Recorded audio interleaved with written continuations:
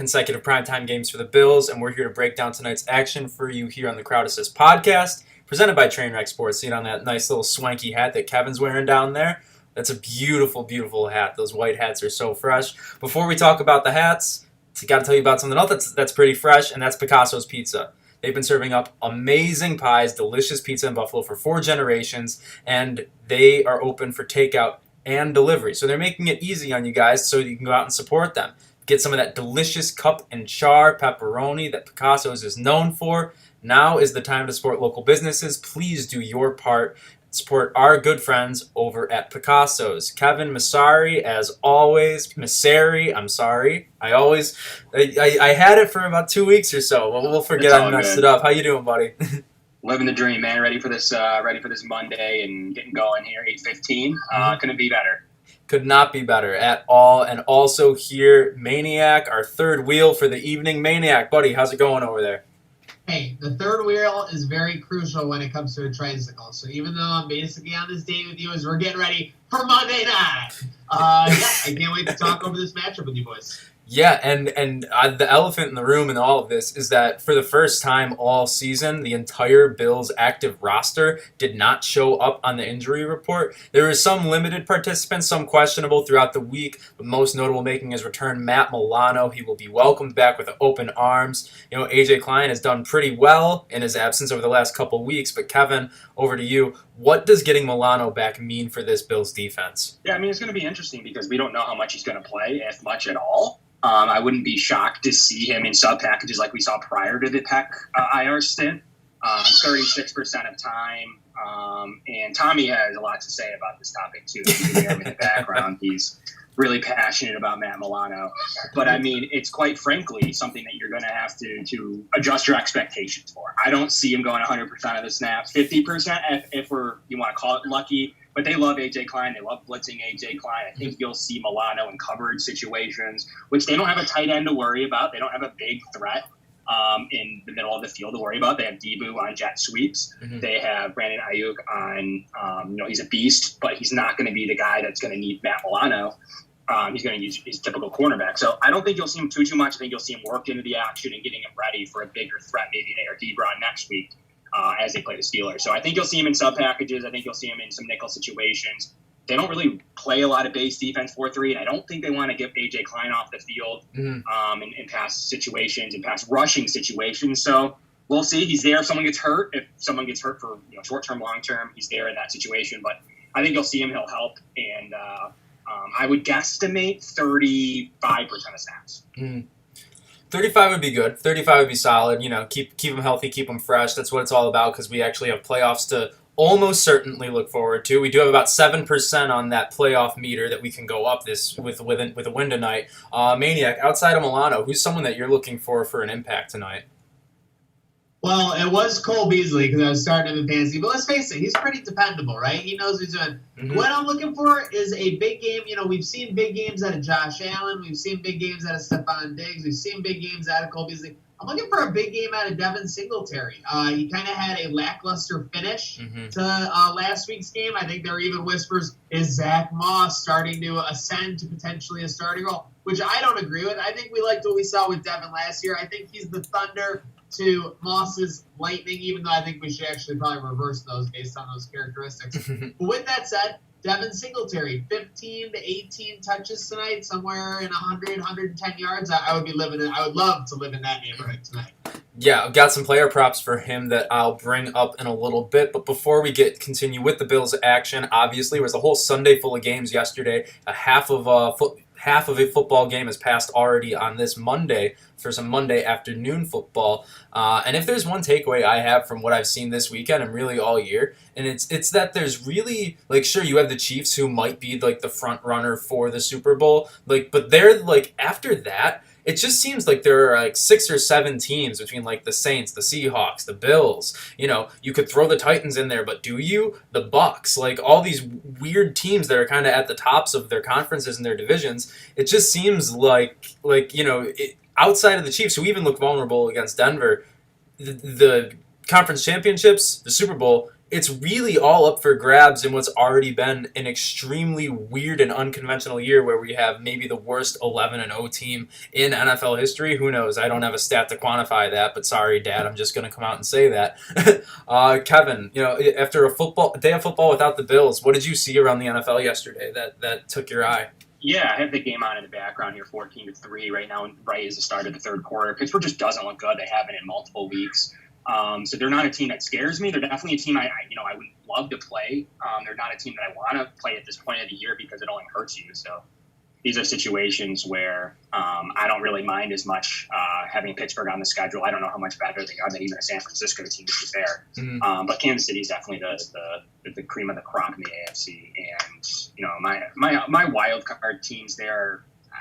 There's really not one that jumps off the radar that really gets me as someone I don't want to play. Yeah. The AFC South teams, Tennessee whipped us, but it was a weird scenario. Weird. Super weird. We can talk about that ad nauseum here. Indy, Cleveland don't really scare me. Baltimore's down. It's. I don't want to see Kansas City at any point, but Cleveland doesn't scare you at all. Because I'll be honest, going into yesterday, they didn't really scare me either. But that was an impressive, piece of work, quote unquote, what they did in Tennessee. Yeah, it was impressive. They did their thing finally throwing. The teams that can't consistently throw the ball without OBJ, they're just never going to scare me. I mean, it's a throwing league. We can act like it's going to be bad weather and we got to run and we got to stop the run. And then that shows up to an extent. But you saw Baltimore get whipped last year in the first round. You got to throw the ball. You got to throw it efficiently. And teams like Pittsburgh don't scare me. Teams like Cleveland don't scare me. That's why I wouldn't love playing a team that can throw the ball. That's really what scares me the most right now. And Kansas City is just an awful, awful time to play, especially when the games matter. But that's obviously known. And then there's some NFC teams that scare me more. But Cleveland's not on the top of my list for teams that will scare me that much at all. So Tennessee's still probably a matchup I'm not interested in if Indy wins the division. They match up particularly well. They play good defense. They can move the ball in a multitude of ways. A.J. Brown. So that's still. I don't want to play the Titans. I do not want to. That's still a team that's likely to if Indy wins the division. I mean, it's more of a reality now after that Cleveland loss. So Cleveland doesn't scare me. You're going to say they can run the ball really well, which is true. Baker Mayfield's maybe best day as a pro was yesterday. Outside of that, I'm not scared. They don't have the weapons that really get me. Healthy John Brown, we can throw the ball all over him. First round matches are going to be hard. I mean, there's 8-win teams for a reason in this thing, and Miami's just another team that wouldn't scare me literally at all. Yeah. Maniac. I'm very happy that we are going to get a look at Pittsburgh before it's the playoffs. Obviously, like you said, it's not great to be playing those teams, but you want to know what a team with a stout front. I mean, there's defensively is basically the best in football. What they'll be able to do against you. But yeah, I mean, I was going to say the same thing before this play even started. So very interesting, isn't it? But I mean, it's hard to be afraid. I think the team I'm literally the most afraid of is the Titans. It sounds crazy, but. I mean, yeah, I know what Mahomes can do. I know he can flip the switch at any point. But I also saw us neuter Mahomes for the most part when we played him in those crazy McDermott will tell you that. Yeah, he'll tell you he neutered him. He told you to 250 yards passing. He'll tell you the game plan worked a little with some run problems. But outside of that, he'll tell you that the game plan worked and keeping them under 30 is a huge deal. And they'll tell you that. I mean, they'll tell you that they didn't play great offensively and they didn't stop the run very good. But they'll tell you they almost executed what they were looking to do in that specific game. They were Clyde Edwards-Helaire fumble away from that being a different result, and it was inches away from that. So they'll tell you they played it well. It's Tennessee that I don't think the team matches up particularly well with, and that's a likely first-round matchup for this squad right now. So I'd much rather see any of the other team. And think of it this way: the Bills are going to be able to play almost every AFC team this year in the playoffs. I mean, you're going to see Vegas, you're going to see Miami, you're going to see obviously KC, Pittsburgh, Tennessee. You literally got them all except Indy and Cleveland. So it's pretty interesting that they'll have some intel and some feelings on maybe 5 of the 7 playoff teams. Before we dive into the props, because I know, Wake, you're dying to get into those. Low-key terrible Sunday for the Bills yesterday. Yeah. On that Sunday Night Football chart, we went from 95% playoff odds to 85 without even playing. Yeah. Like, that's insane. That's not a good single week. Yeah. Oh, my God. It didn't even play. Yet. Obviously, the division stayed about the same where it's percentage-wise. They actually gained a tiebreaker, which confused most people. So I don't know if we want to get into that on this show or the next show. Honestly, Kevin, lay it out there because I'm confused as hell. So maybe explain it to me like I'm Tommy. Okay, so most people are like, how would how would the Dolphins win help the Bills? It's simple, because at the end of this season, the first tiebreaker's division record, obviously head-to-head. Presumably, you go 1-1 if the Dolphins are tied with you. Okay. Mm-hmm. Presumably, you have the same division record at 4-2 if the Dolphins are tied with you. Those both will go to a push. We haven't been tied in the division very often. It's common opponents. It's way more important than AFC record, which is a false narrative. AFC record's not as important as people think. Mm-hmm. It's common opponents. That's the number. That's the name. That's the thing everybody's looking for. A common opponent is not the Bengals. So if you're tied at the end of the year, the Dolphins beat the Bengals and the Jaguars. So the NFL says first tiebreaker is these weak teams that you got to play. So if you're tied with someone at the end of the year, we're going to punish you for that because you didn't have the same schedule. They beat both of them. The Bills have already lost to a common opponent. Therefore, that's why it's locked up. They've already lost to Tennessee. They're 0-1. The Dolphins are 2-0. You don't want to have that record when it comes to common opponents tiebreakers. They play Pittsburgh next week, uncommon game. Whether they win or not, they'll either be 1-1 or 0-2 in uncommon games. Dolphins are locked in at 2-0, tiebreaker to the Bills in any tie situation. So that is the first tiebreaker. That is the most important. And quite frankly, if they lose to Pittsburgh next week, they have the common opponents tiebreaker over the Patriots now too, because they went and beat Baltimore, but they lost to Houston. So they're 1-1, sitting 1-1 in the common opponents tiebreaker number. These two games are really big for tiebreakers. Tonight doesn't matter as much anymore, but next week actually will sway the tiebreaker for the Patriots if you think they're going to win a 4 straight. But other than that, great night, great day for the Bills in the tiebreaker scenario. Because it's not because I don't think the Bills are going to finish one game better than them. It's because Week 17 could be a rest game if you're one game up. The tie won't. You have that tiebreaker. It's not that I'm saying, the Dolphins are going to, run the table. The Bills are going to lose all these games. Mm-hmm. It's because at the end you get that bye week if you need it. So that's why that number is important. Common opponents comes into play. It's locked up. Bills have the tiebreaker. It matters a lot, especially if they can take a W tonight. Gotcha. We'll move into cap or no cap. I think I got most of that. I got most of it, so I'm excited about that. Take it.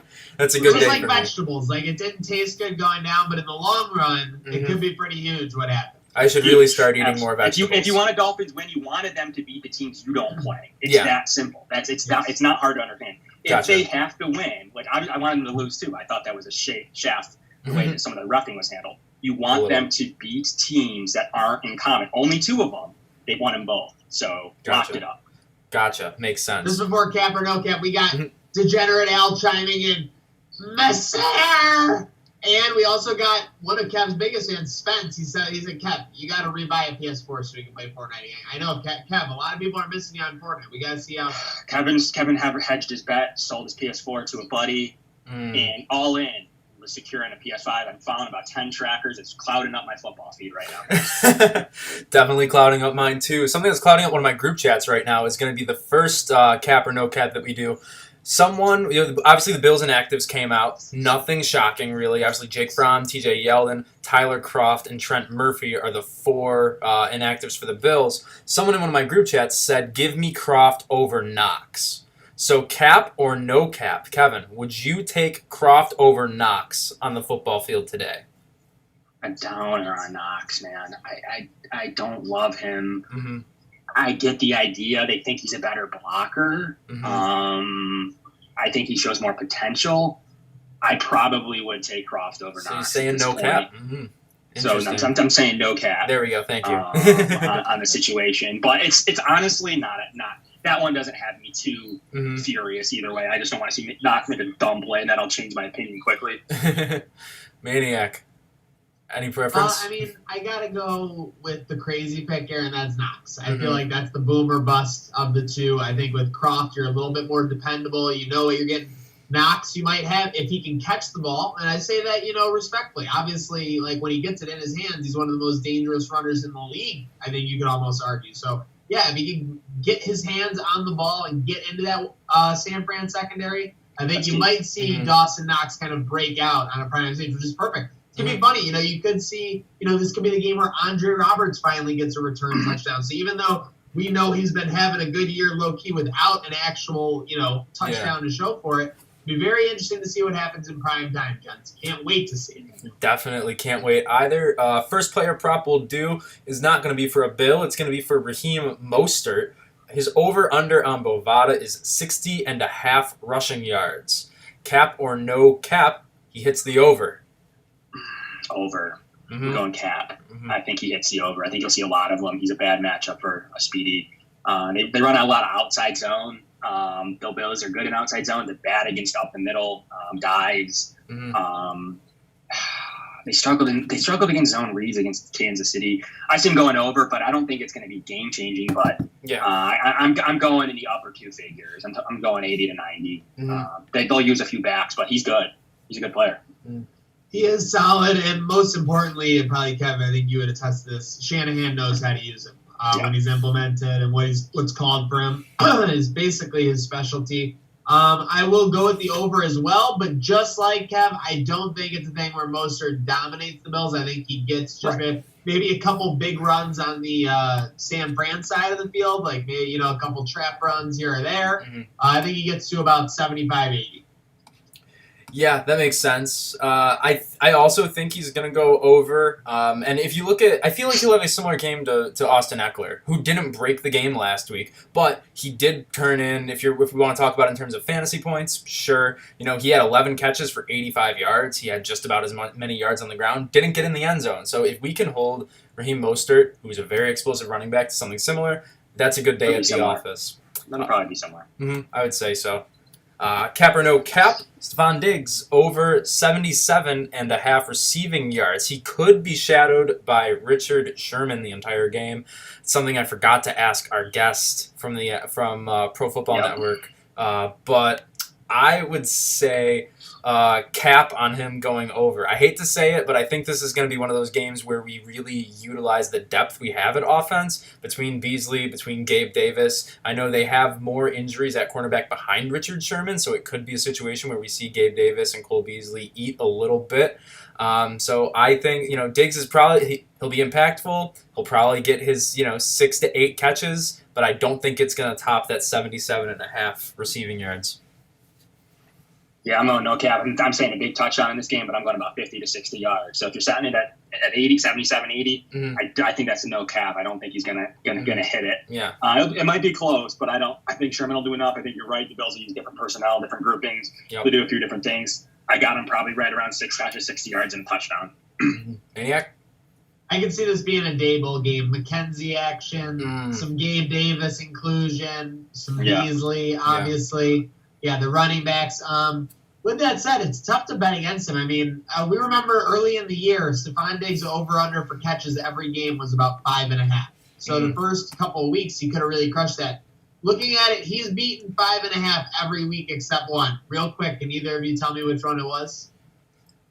He didn't have a bad game. He had 4 catches for 49 yards and a touchdown on 6 targets. And the Bills did win.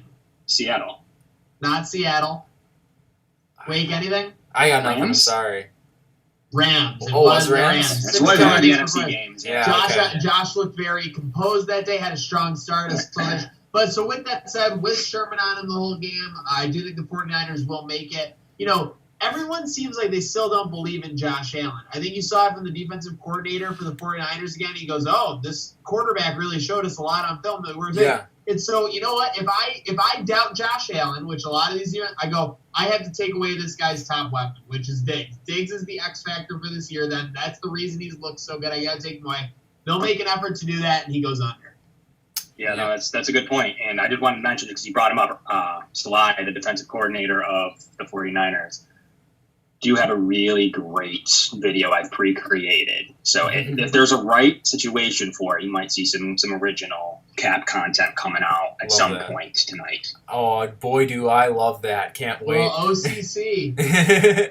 We'll move on to the keys to the game. Honestly, for me, I think the key is to not change a thing on defense. Honestly, I don't want to take a cop out or anything, but the idea, if we can do what we tried to do against Mahomes and I guess succeeded, if we can do what we did against the Chargers last week with Justin Herbert, let them beat us on the ground with the run. But Nick Mullins, he's not a good quarterback. He's going to be easy for Leslie Frazier and Sean McDermott to scheme up, confuse him. I think that it's for me, it's going to be keep it simple, stupid. Yeah, and real quickly, in that, because we didn't talk about for San Francisco, a couple big names. They already lost their recent nickel cornerback who went on IR this week, but they're also going to be about Taywan Williams, a guy that they really like. He played well, was facing a suspension, fought that suspension, but now he's at high ankle sprain.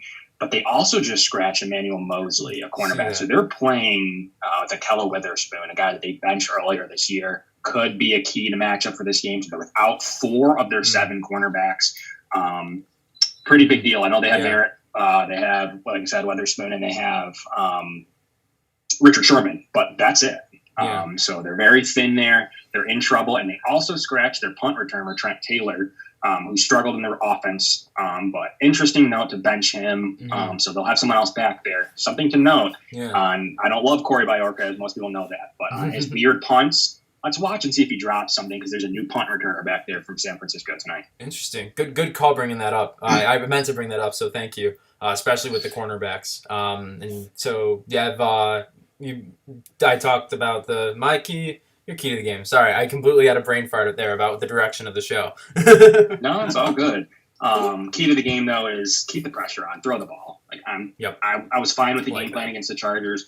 They like to go every other. This is a game where you have to throw the ball. Richard Sherman will be fine. He'll do his thing. Jason Ferrett has played well at times. He's an unrestricted free agent from the Chargers that they signed over. He's played well at times, but other than that, nothing there. I like Jimmy Ward a little bit on safety. Marcel Harris isn't a guy that scares you. It's not a good secondary, not at least right now. Sherman's a fine cornerback one, but this is not a good all-around unit. Not by any stretch of the imagination. Throw the ball. Fred Warner's a really good coverage linebacker. You're going to see him in the slot. I've heard from San Francisco people you might see him in the slot a little bit. He's that good of a pass coverage line. He's tops maybe in the league in pass coverage. They might need him today. But other than that linebacking court doesn't really bother me too much. So they have Sherman. They have Fred Warner. I still love their front, but I don't love their back 7. It's something you need to exploit and to win this game. I don't think you're going to win the game rushing for 200 yards. Things have surprised me before. This could be the game that you're going to rely on Josh Allen to take what you can get. Yeah, most definitely. And I will go with the key on each side of the ball. I think you have to continue to get pressure with that 4-man front. It was something they did so well in 2019. They did so well with that rotation in 2019.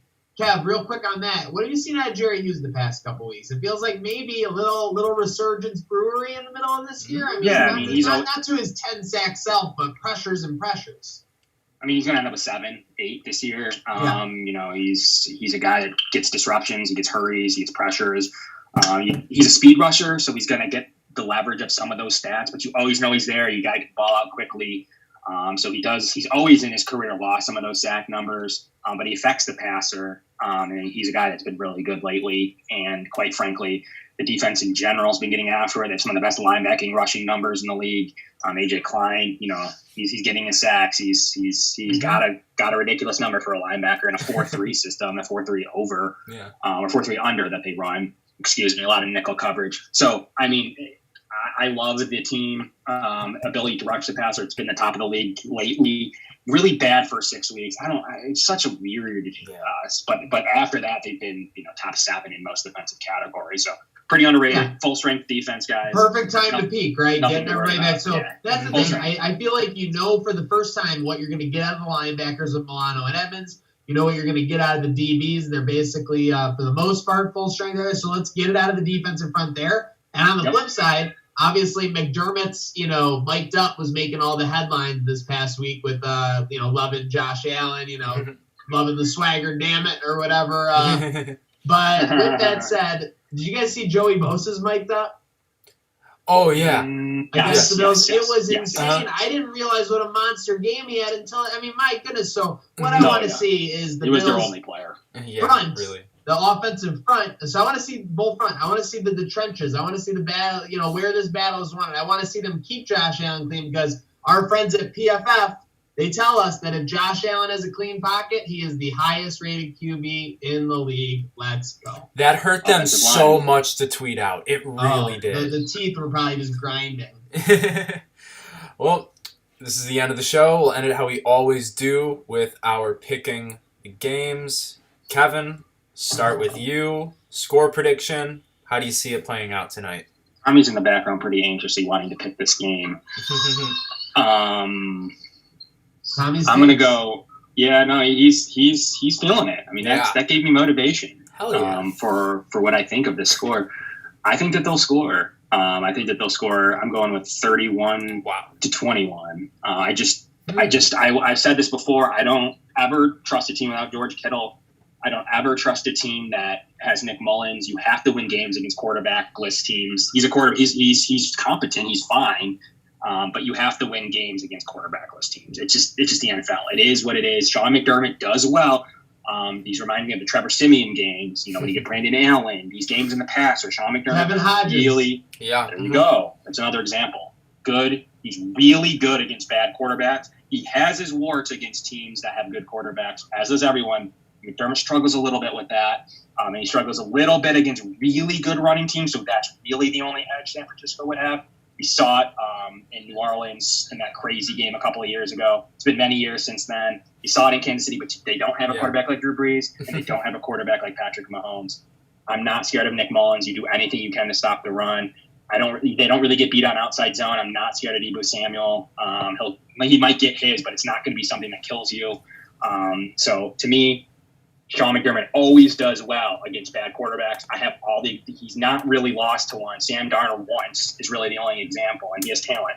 Other than that, I don't have really examples of him losing to a bad quarterback very often. Yeah, no, that's true. Maniac, do you see a bad quarterback giving the Bills some troubles tonight? I don't see him giving any trouble, but here's the thing. Mm-hmm. In years past, McDermott loves to make you play in a phone booth. Like, that game against the Steelers was like his dream game that he created. Hodges wasn't able to do anything. You're right. Once Connor came out of the game, the Steelers' offense was basically inept. They had no hope whatsoever. That was his dream game. I think they're going to try and play that game, but they're going to do it so well that early, Daboll's able to execute with Allen. They're going to build a double-digit lead. Sounds crazy.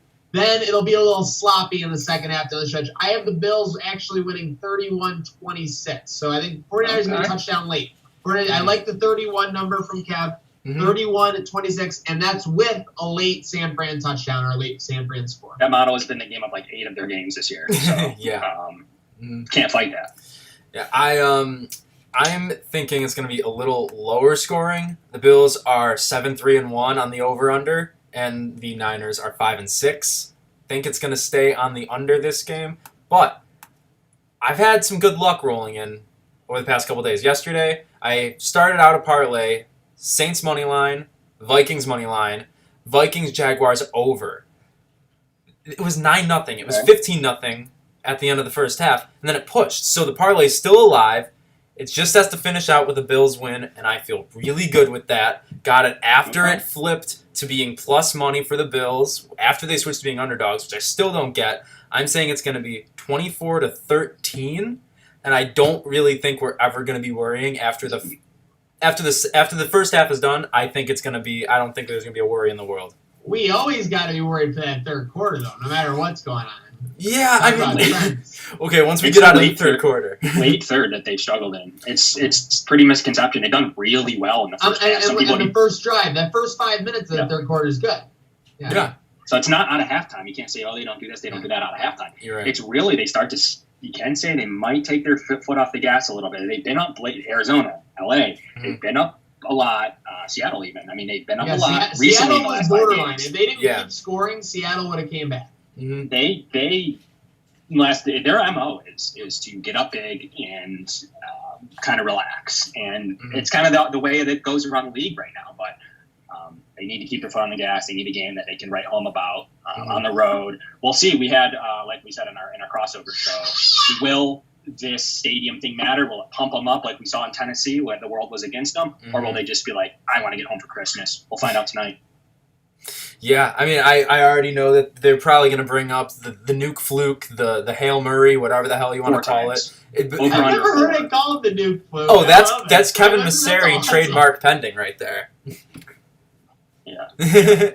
But, no, I mean, it's... I got the luck chuck. Oh, you called luck chuck? I don't know where I saw nuke fluke then. I probably just got too deep in the replies in Twitter somewhere. It's a dark place. Yeah, probably. But I mean, I've coined the luck chuck because it wasn't a Hail Mary call. It was a drag route to Andy Isabella. Yeah. purely lucky. It wasn't even a play call. Yeah, well, I don't think it's going to be that close tonight, and obviously neither do you guys. We'll see what everybody else thinks. We're going to put out our picks against the spread just after we get off here. But, guys, relax, get some Picassos, enjoy the Monday Night Football. The Bills are undefeated at Sunday at 1 p.m. Let's hope that they can take their struggles in the other time slots, put them to bed tonight. 8:15 kickoff. You be there, be ready in front of your TV. I got to go eat dinner so that I can be hyped up. I'm so hyped up. My Long Island family over here has no idea what they're in for. No Pizza Hut? No Pizza Hut. No Pizza Hut tonight. I think I'm having leftover burgers, but, it is what it is. Okay. Regardless, go Bills.